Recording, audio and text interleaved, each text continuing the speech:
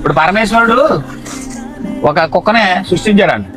సృష్టించి నీకు ఒక 20 సంవత్సరాలు ఇచ్చాను, హ్యాపీగా బతికి కాపురం వేడింపాలెం బాగా తిరిగి రాజులే ఉన్నాయి కాడ ఇక్కడ అక్కడ మంచి మ్యాథ్ దొరుకుతుంది అన్నాడు. బాబు 20 ఇద్దండి 10 ఇవ్వండి సరిపోదు గురుగారు అన్నాడు. సరే కోతిని సృష్టించాడు.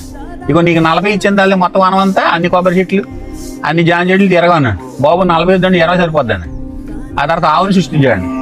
నీకు 40 ఇచ్చాను, నువ్వు చక్కగా అందరికి పాలు ఇచ్చి సేవ చేసి అన్ని చేసి శుభ్రంగా పచ్చికంతా బాగా తినమన్నాడు.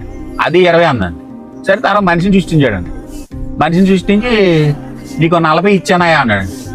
నా 40లో నువ్వు బాల్యం 20నే, యవన దశ ఒక 20 అని చెప్పి అన్నాడండి. అంటే ఈడన్నాడంటే ఆ ముగ్గురు ఆగిపోయారు కదండి, ఆ కోట బియ్యం నాకు ఇచ్చేయండి, కోట బియ్యం ఎవడైనా తెచ్చుకోకపోతే అని చెప్పి అన్నారండి. మరి ఎందుకై బాబు అవి కలిపితే 90 అయిపోతున్నాయంటే 90 అయినా పర్వాలేదండి అన్నాడు. అయితే పని చేయి, యవన బాల్యం 20, 40 ఒక 20 సంవత్సరం ఈడ్చుకెళ్తాయి. అదే మనకు మళ్ళీగా వ్యాన్లు వేసుకెళ్ళి కొబ్బరికి వెళ్తాడు గురించి ఆ జీవనం కదా. తర్వాత ఒక 20 కోతి.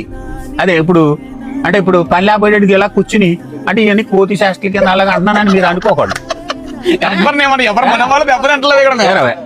లాస్ట్ది 10 కుక్కది ఉంది అంటే ఇంక కుక్క బతుకు. ఎందుకంటే ఆడి దగ్గర సత్తా లేకపోతే ఆడు ఒక్కడే కూర్చుంటాడు. ఈ బల్ల మీద అందరూ ఉన్న ఆడు ఒక్కడే కూర్చుంటాడు, అది కుక్క బతుకు. అంటే అక్కడ 90 పూర్తయినాయి కదా. ఇప్పుడు నాకు 70 వచ్చినాయంటే ఇప్పుడు డిసెంబర్ 5 అయితే ఇప్పుడు నాది కోతి వ్యవహారం అనుకుంటున్నాను నేను. అంటే ఇప్పుడు వెళ్ళి పని మానేసి ఇక్కడ వేసామంటే కోతి చేస్తానని అనుకోండి. అదే అలా కాదు అంటే అలా కాదు అంటే అలా కాదు నేను